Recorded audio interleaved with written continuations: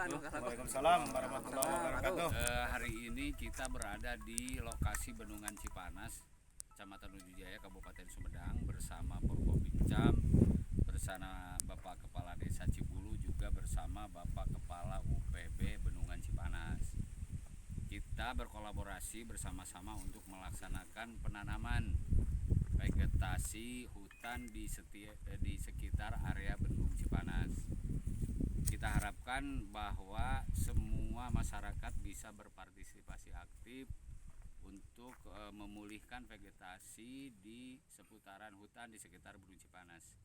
Mudah-mudahan apa yang kita lakukan kali ini menjadi role model bagi semuanya, dan saya juga terima kasih kepada rekan Bapak Tony sebagai Kepala UPB Bendungan Cipanas. Semoga Ujung Jaya akan lebih sejahtera lagi ke depannya. Terima kasih. Assalamualaikum warahmatullahi wabarakatuh. Tetap semangat.